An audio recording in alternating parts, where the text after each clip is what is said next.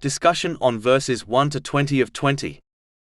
This chapter opens by drawing the attention of the leaders of the non-Muslims of Mecca to a reality they were fully aware of: the honor, status, and protection they enjoyed among the tribes of the Arabian Peninsula was not a result of their own strength, intelligence, or achievement. Rather, it was granted to them because they were the custodians of the sacred house of Allah, the Exalted, the Kaaba. This distinction alone was more than sufficient to obligate them to obey Allah, the Exalted, something they themselves understood clearly. Chapter 90 Al-Balad, verse 1. I swear by this city, Mecca. Despite recognizing this reality, they also recognized the truthfulness of Islam. As masters of the Arabic language, they understood that the Holy Quran could not be the speech of a human being. Its depth, precision, and unmatched eloquence were beyond the capacity of even the most skilled among them. Furthermore, they had lived among the Holy Prophet Muhammad, peace and blessings be upon him, for 40 years prior to his declaration of prophethood. Throughout that time, they never witnessed from him any form of deception or dishonesty, which made their rejection even more unjustifiable. Chapter 10 Yunus, verse 16. For I had remained among you a lifetime before it. Then will you not reason? In addition, it was widely acknowledged that the Holy Prophet Muhammad, peace and blessings be upon him, had no exposure to previous divine scriptures. He neither studied them nor wrote anything himself. This fact was recognized not only by the people of the book, but also by the non-Muslims of Mecca. Therefore, the knowledge contained within the Holy Quran, some of which corresponded with earlier revelations, could not have been acquired through human means. This further confirmed its divine origin. Chapter 29 Al-Ankabut, verse 48. And you did not recite before it any scripture, nor did you inscribe one with your right hand. Then, i.e., otherwise the falsifiers would have had cause for doubt. Yet, despite these clear and undeniable proofs, they persisted in rejecting and opposing Islam. Their rejection was not based on a lack of evidence, but rather on their attachment to worldly desires, status, and authority. Accepting the truth would have required them to abandon their unjust practices and submit to divine guidance, something they were unwilling to do. Their opposition reached such an extreme that they violated even the long-standing sanctity of Mecca itself, a city that had been a place of safety and security for all people for centuries.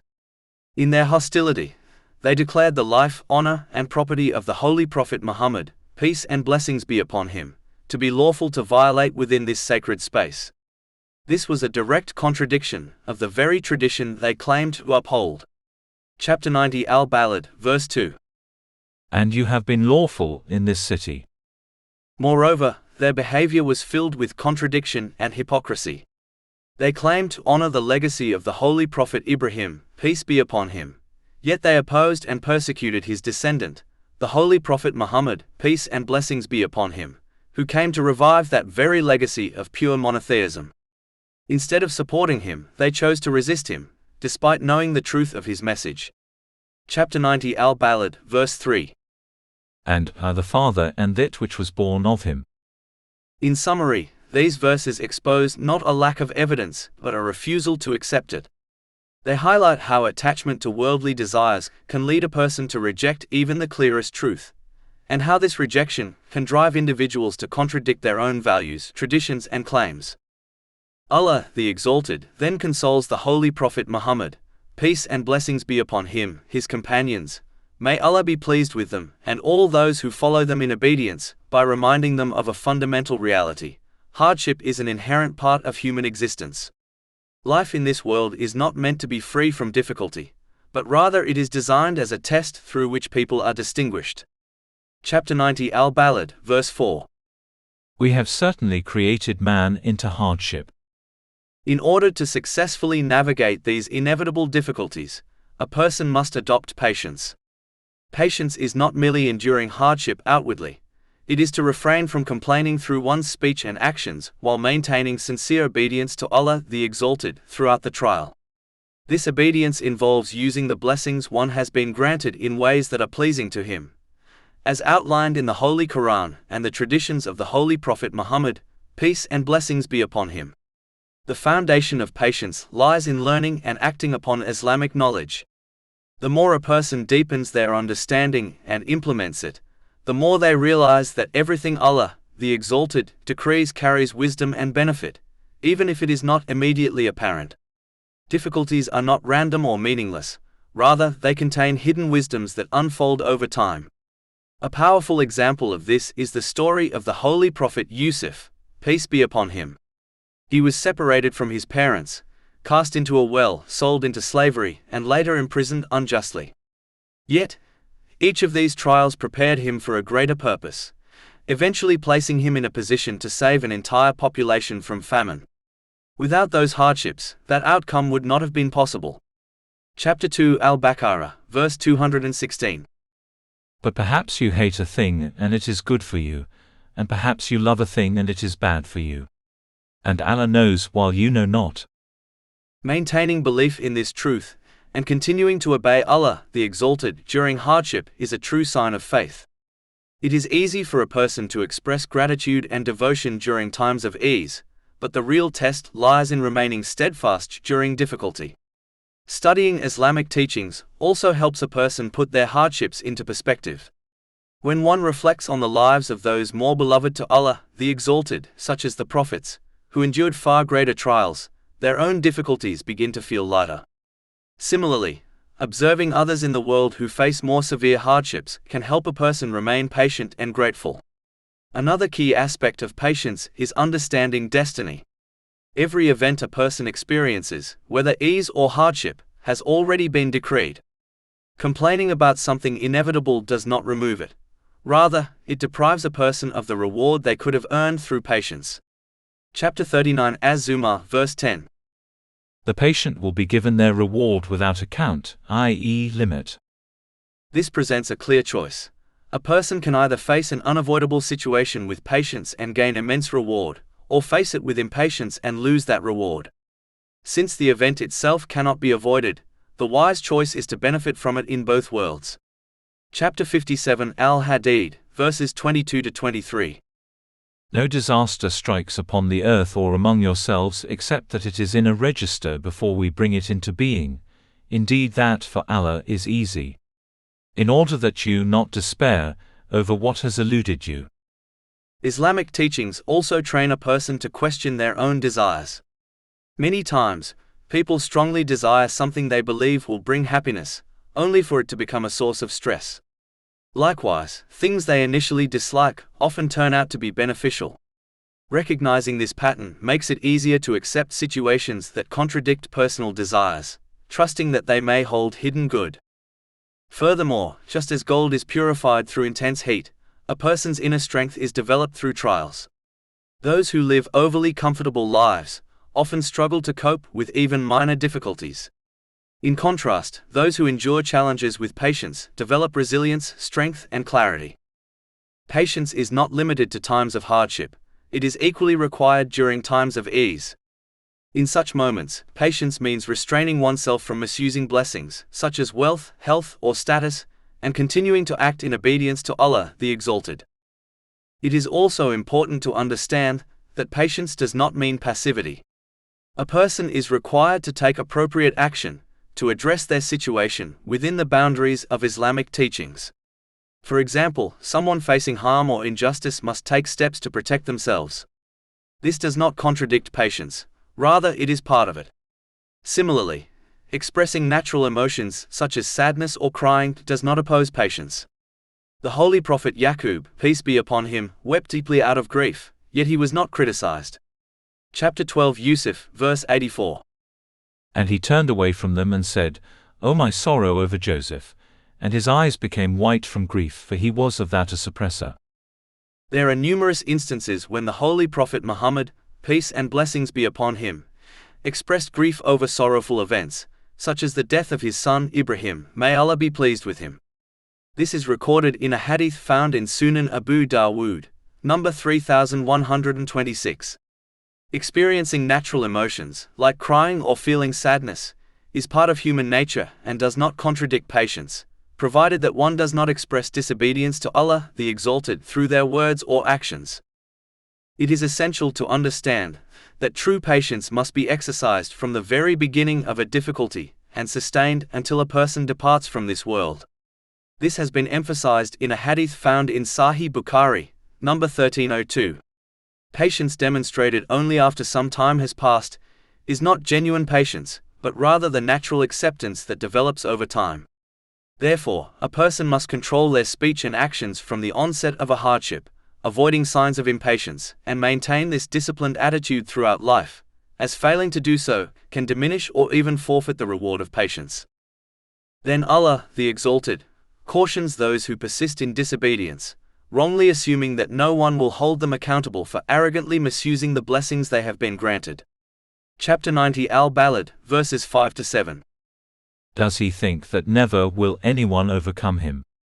He says, I have spent wealth in abundance. Does he think that no one has seen him? A person who misuses the blessings they have been granted should not be deceived into thinking that the absence of immediate punishment means they will escape accountability. Such behavior has serious consequences in this world. It disrupts mental and physical balance, causing the person to misplace priorities and mismanage relationships. Family, friends, career, and wealth, things that could bring comfort and security, become sources of stress and anxiety. Those who persist in arrogance and disobedience often misdirect their frustration, blaming others, such as their spouse or colleagues, for their hardships. This misattribution can erode the support networks they depend on, further increasing mental strain and potentially leading to depression, substance abuse, and even suicidal tendencies. The destructive effects are not limited to emotional health. Misusing wealth and resources can also create societal harm, spreading injustice and corruption around them. This pattern is particularly evident among the rich and influential, who misuse their power and resources, even if they appear to enjoy every worldly comfort. The visible success and luxury may temporarily mask the internal chaos and discontent caused by their mismanagement and greed.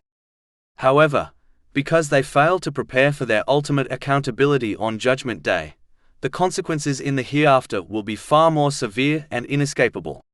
In essence, this verse serves as a profound reminder that blessings are not merely for personal indulgence. They are trusts granted by Allah, the Exalted, to be used responsibly and in ways that benefit both oneself and others. Misusing them leads not only to inner turmoil and societal harm, but also to inevitable and severe divine accountability. The temporary comforts of this world cannot compensate for the lasting consequences in the hereafter. Allah, the Exalted, then reminds people that the destructive outcomes of misusing their blessings can be avoided, as every person has been granted faculties of understanding and a perfect code of conduct. This code clearly differentiates the right path from the wrong, guiding people toward achieving peace of mind in both worlds, maintaining a balanced mental and physical state, and correctly placing everything and everyone within their life. Chapter 90 Al-Balad, verses 8-10. Have we not made for him 2 eyes, and a tongue and 2 lips, and have shown him the 2 ways? No matter how sophisticated or technologically advanced a society becomes, or how much knowledge humans acquire in medicine, psychology, law, or social sciences, it is impossible for them to construct a code of conduct that perfectly aligns with human nature, moral integrity, and the full spectrum of circumstances individuals or communities may encounter throughout their lives. Human understanding is inherently limited and continuously evolving. Even with ongoing discoveries about the brain, emotions, and behavior, no human system can anticipate every situation or create a flawless framework that ensures balance, justice, and inner peace. Only Allah, the Exalted, possesses such comprehensive and infinite knowledge. As the creator of all things, His awareness encompasses every moment in the past, present, and future. He alone can provide guidance that fully distinguishes right from wrong, beneficial from harmful, and constructive from destructive. By adhering to this guidance, individuals are able to live in accordance with their true nature and purpose, cultivating a life of mental, physical, and spiritual balance while avoiding the turmoil and regrets that arise from misusing the blessings they have been granted. Historical evidence, both from human societies and personal experiences, demonstrates that when divine guidance is sincerely implemented, it produces tangible results. Tranquility, fairness, justice, and harmony flourish within both communities and individual lives. Conversely, neglecting this guidance leads to confusion, injustice, societal corruption, and personal suffering, even if worldly success or material wealth is temporarily attained. Therefore, it is essential for individuals to recognize the divine code of conduct as the ultimate source of benefit for their well-being. Even when aspects of this guidance appear to contradict personal desires, ego, or immediate comforts, one must act with patience, wisdom, and discipline. This can be compared to a patient who follows a physician's advice. Though the prescribed medications may be bitter and the diet restrictive, adhering to this guidance is ultimately in their best interest and safeguards their health. Similarly, obedience to Allah, the Exalted, ensures both worldly stability and preparation for accountability on the Day of Judgment, resulting in inner peace, societal harmony, and success in both realms of existence. By consistently choosing the right path, using the faculties of reasoning and reflection, and applying the divine code of conduct in every aspect of life, individuals ensure that their blessings are used appropriately. This prevents stress, misplacement of priorities, and moral imbalance while fostering justice, compassion, and wisdom, which are fundamental for a life of true peace and fulfillment. Allah, the Exalted, then highlights a critical reason why many people fail to achieve peace of mind in both worlds: the persistent prioritization of worldly desires over sincere obedience to Him. Often, obeying Allah the Exalted requires acts that contradict personal inclinations, comfort, or ambitions. Many individuals, however, refuse to overcome these inner obstacles and instead continue misusing the blessings they have been granted. Chapter 90 Al-Balad, verses 11 to 16. But he has not broken through the difficult pass. And what can make you know what is breaking through the difficult pass? It is the freeing of a slave, or feeding on a day of severe hunger, an orphan of near relationship, or a needy person in misery. The first point to understand is that all of these examples relate to one's conduct toward others, rather than direct acts of worship toward Allah, the Exalted, such as obligatory prayers. This demonstrates that Islam is not limited to formal acts of worship. It governs every interaction and every worldly situation a person faces. Every choice, relationship, and action is subject to divine accountability. Consequently, no one should adopt the mistaken notion that Allah, the Exalted, only monitors religious duties while overlooking how they treat others or manage worldly responsibilities. To avoid this error, individuals must actively learn and act upon the guidance provided in the Divine Code. By doing so, they ensure that their behavior in all circumstances, whether in personal relationships, financial matters, or social interactions, aligns with Allah's commands. This comprehensive obedience leads to a balanced mental and physical state, a harmonious placement of people and priorities within one's life, and proper preparation for accountability on the Day of Judgment. The result is genuine tranquility in both worlds. Failing to integrate Islamic teachings into every aspect of life is equivalent to treating faith like a garment, wearing it only when convenient and discarding it when inconvenient. Such behavior is not true worship but rather submission to one's own desires, even if one claims otherwise. Chapter 25 Al-Furqan, verse 43. Have you seen the one who takes as his God his own desire? When a person neglects to act on guidance in all situations, they inevitably misuse the blessings Allah, the Exalted, has granted them. This mismanagement manifests as an unbalanced mental and physical state, misplaced priorities, and a failure to prepare adequately for their responsibilities on the Day of Judgment. As a result, they experience stress, hardships, and challenges in both worldly and spiritual realms, even if they appear to enjoy material comforts. This demonstrates that true success and peace are inseparable from consistent obedience to Allah, the Exalted, across every aspect of life, not just selective observance or ritual devotion. Only by integrating the divine guidance fully can a person achieve stability, harmony, and long-lasting tranquility. Chapter 90 Al-Balad, verse 13. It is the freeing of a slave. Islam addressed the widespread practice of taking captives during battles in a manner that was both just and pragmatic. At the time, capturing people as slaves was common across the known world, and prohibiting Muslims from participating in this practice would have placed them at a strategic disadvantage, as it would have allowed the Muslim slave population to remain small while that of non-believers would grow. To balance justice with practicality, Islam focused on two major objectives: improving the treatment of slaves and gradually abolishing slavery altogether. Firstly, Islam established strict ethical guidelines to ensure the humane treatment of slaves. They were to be treated with the same dignity and respect afforded to family members.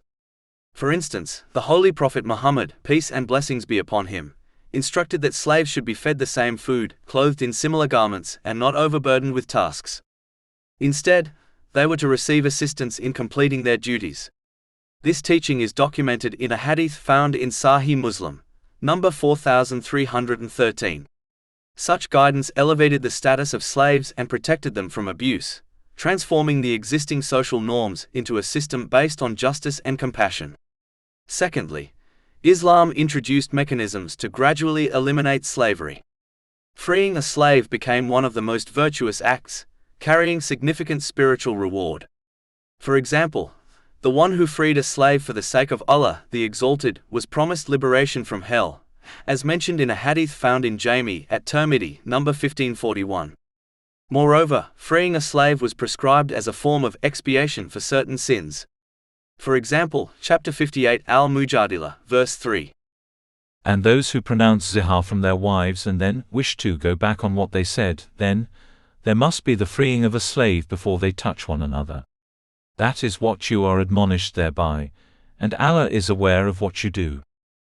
Through consistent implementation of these principles, slavery within Islamic society was reformed and gradually eradicated. Slaves were treated with dignity, rights were protected, and acts of manumission were encouraged and rewarded, laying the foundation for the eventual elimination of slavery as it was known. Despite these historical achievements, forms of slavery continue to exist in some parts of the world, including financial slavery and human trafficking. People are therefore obligated, according to their means, to play an active role in eradicating such practices, whether through advocacy, financial support, or other lawful actions that promote freedom, justice, and dignity for all. Chapter 90 Al-Balad, verses 14 to 16. Or feeding on a day of severe hunger. An orphan of near relationship. Or a needy person in misery. Orphans are frequently mentioned in Islamic teachings, because they are among those most vulnerable to having their rights neglected due to their social weakness. For this reason, a Muslim must ensure that they assist those who are socially weak, such as orphans and widows, according to their means. In the modern age, sponsoring orphans and widows has become remarkably easy, as one can arrange this online within minutes, often for an amount less than their monthly phone bill. Therefore, Muslims must not overlook this essential aspect of Islam, as it leads to the continuous support of Allah, the Exalted, in both worlds. This has been confirmed in a hadith found in Sahih Muslim, number 6853. Furthermore, the Holy Prophet Muhammad, peace and blessings be upon him, advised that the one who takes care of an orphan will attain his closeness in paradise. This is mentioned in a hadith found in Sahih Bukhari, number 6005. Additionally, the one who takes care of the needy, such as a widow, will be granted the same reward as the one who prays throughout the night and fasts every day. This is advised in a hadith found in Sahih Bukhari, number 6006. Therefore, the one who finds it difficult to perform voluntary acts of worship, such as the night prayer or voluntary fasts, should act upon this hadith in order to attain immense reward with minimal effort. It is essential to remember that whatever means a person possesses, such as wealth, has been granted to them by Allah, the Exalted, as a loan rather than a gift. A loan must be repaid to its rightful owner. The way one repays the loan granted by Allah, the Exalted, is by using these blessings in ways pleasing to Him. Thus, the one who aids the needy is merely repaying the debt they owe to Allah, the Exalted. When a person remembers this, it prevents them from behaving as though they are doing a favor to Allah, the Exalted, or to the needy individual. In reality, Allah, the Exalted, has favored them by granting them worldly blessings, and by granting them an opportunity to earn immense reward through helping those in need. Likewise, the needy person has done the donor a favor by accepting their assistance. If every needy person were to reject the help of others, how would anyone obtain the reward mentioned in divine teachings?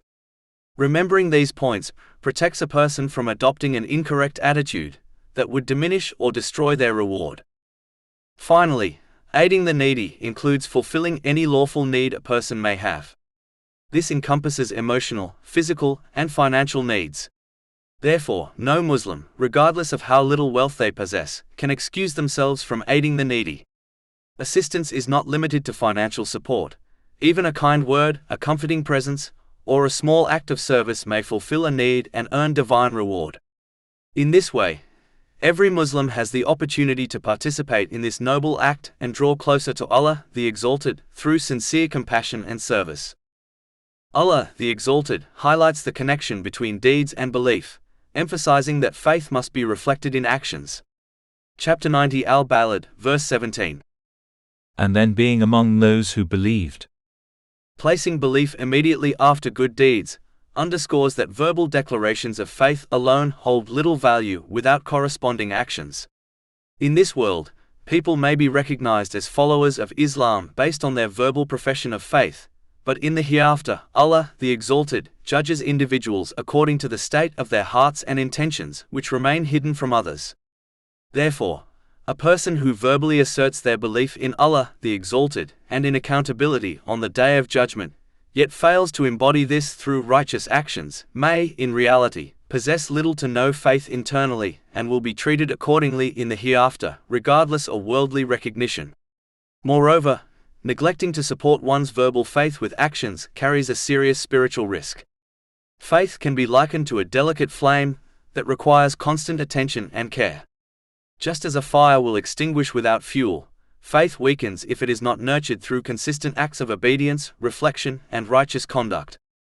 Ignoring this spiritual upkeep can result in the loss of the inner guidance that illuminates the path of life, leaving a person vulnerable to moral confusion, spiritual emptiness, and the gravest of losses, the absence of faith when it is most needed. Sustaining faith, therefore, is a lifelong responsibility. It requires continually aligning one's actions with the principles set forth by Allah, the Exalted, so that the inner light of belief remains strong and unwavering, guiding the person through the trials and complexities of both this life and the hereafter. When a person chooses to follow the path of sincere obedience to Allah, the Exalted, distinct from the majority around them, it often evokes feelings of discomfort or inadequacy in others. These individuals may recognize that their own choices prioritize personal desires over the teachings of Allah, the Exalted, and this awareness can lead them to criticize those who steadfastly uphold their faith, sometimes even within their own families. Societal pressures further compound this challenge. Social media, fashion trends, and cultural norms frequently reward the pursuit of wealth, status, and personal gratification, often portraying the adherence to Islamic principles as an obstacle to success or popularity. Industries and communities that Islam critiques may actively oppose the integration of Islamic values, discouraging Muslims from practicing their faith openly. These pressures can create an environment in which anti-Islamic sentiment thrives, as people attempt to influence others to abandon disciplined, faith-based conduct in favor of indulgence and self-interest. Those who strive to follow Islamic teachings, which emphasize moderation, responsible enjoyment of blessings, and self-restraint, often face criticism from individuals who act purely on impulse. These critics frequently target visible expressions of faith, such as the dress code for women, seeking to undermine Islamic principles by presenting them as restrictive or oppressive. However, the selective nature of this criticism highlights its superficiality. Professions like law enforcement, healthcare, education, and business have strict codes of conduct or dress, yet they rarely receive the same scrutiny. This discrepancy underscores that the opposition is not genuinely concerned with fairness or rights, but rather with Islam's emphasis on discipline, self-control, and moral accountability. Despite these challenges, a person must remain steadfast in their obedience to Allah, the Exalted. By committing to faith and righteous conduct, individuals gain protection from the corrosive influence of societal pressures, even if the benefits are not immediately visible. Chapter 90 Al-Balad, verse 17. And then being among those who believed and advised one another to patience, and advised one another to compassion. Remaining loyal to Allah, the Exalted, ensures that a person uses the blessings granted to them correctly, fostering a balanced mental and physical state. This balance enables them to arrange all elements and relationships in their life harmoniously, while preparing for their accountability on the day of judgment. By acting with faith, patience, and compassion, individuals cultivate tranquility in both worlds, navigate all circumstances with clarity, and earn abundant reward in this life and the hereafter. This approach demonstrates that true guidance and serenity stem not from conforming to societal expectations, but from aligning one's life with divine instruction, even when faced with misunderstanding, criticism, or opposition. Chapter 90 Al-Balad, verse 18. Those are the companions of the right. In contrast, those who choose to disregard the commands of Allah, the Exalted, in order to gain the approval of others or to satisfy worldly ambitions, will inevitably experience a loss of inner peace and stability. Such behavior encourages the misuse and mismanagement of the blessings Allah, the Exalted, has granted them, leading to disarray in both their mental and physical well-being. They will struggle to correctly place everything and everyone in their lives, leaving themselves ill-prepared for their accountability on the day of judgment. This negligence in fulfilling divine guidance results in enduring stress, ongoing challenges, and significant difficulties in both this life and the next, regardless of any material comfort, wealth, or worldly luxury they may possess. Their pursuit of fleeting approval blinds them to the eternal consequences of their actions, trapping them in a cycle of chaos and dissatisfaction. Chapter 90 Al-Balad, verses 19 to 20. But they who disbelieved in our signs, those are the companions of the left. Over them will be fire closed in. This verse highlights the severe and inescapable consequences for those who prioritize worldly approval over obedience to Allah, the Exalted, emphasizing that true security and tranquility arise only from sincere devotion and proper use of the blessings entrusted to them. Therefore, a person must accept and act upon Islamic teachings for their own benefit, even when these teachings contradict their personal desires. They must conduct themselves like a wise patient who accepts and follows the medical advice of a skilled doctor, knowing that the treatment is ultimately for their well-being, even if it involves bitter medicine or a strict diet. Just as this patient eventually attains good mental and physical health, so too does the person who embraces and implements Islamic teachings. This is because the only one who possesses the complete and perfect knowledge required to ensure that a person achieves a balanced mental and physical state, and correctly places everything and everyone within their life, is Allah, the Exalted. The understanding of the human mind and body possessed by society, despite extensive research, will never be sufficient to achieve this outcome. Human beings cannot resolve every issue a person may face. Their advice cannot shield one from all forms of mental and physical stress, nor can their guidance ensure that a person correctly prioritizes everything and everyone in their life. These limitations arise from restricted knowledge, limited experience, lack of foresight, and the presence of personal biases.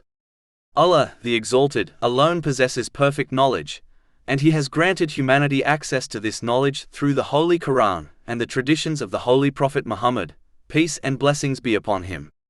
This truth becomes evident when one observes the difference between those who use their blessings according to Islamic teachings, and those who do not. The contrast between these two groups is clear in their conduct, their emotional stability, and the outcomes of their choices. Even though patients often do not understand the science behind the medicines they are prescribed, and therefore trust their doctor without full comprehension, Allah, the Exalted, does not expect people to follow Islam blindly. Instead, He invites them to reflect upon its teachings so that they may recognize its truthfulness and appreciate its positive effects on their lives. He calls people to approach Islam with insight, not imitation. Chapter 12 Yusuf, verse 108. Say, this is my way, I invite to Allah with insight, I and those who follow me. In addition, as Allah the Exalted alone controls the spiritual hearts of people, the true abode of peace of mind, He alone determines who attains tranquility and who does not. Chapter 53 and Najm, verse 43. And that it is He who makes one laugh and weep. It is therefore clear that Allah the Exalted grants peace of mind only to those who use the blessings He has given them in the correct manner, as outlined in Islamic teachings. Those who live according to divine guidance attain clarity, balance, and inner stability, while those who misuse their blessings fall into confusion, imbalance, and distress. True peace, mental, physical, and spiritual, comes only from living according to the wisdom revealed by Allah, the Exalted, and from recognizing that His guidance is the only path that leads to tranquility in both worlds. Chapter 16 and Nahl, verse 97. Whoever does righteousness, whether male or female, while he is a believer, we will surely cause him to live a good life, and we will surely give them their reward in the hereafter according to the best of what they used to do. All praise is due to Allah, Lord of the worlds, and may peace and blessings be upon His final messenger, Muhammad, his noble family and companions.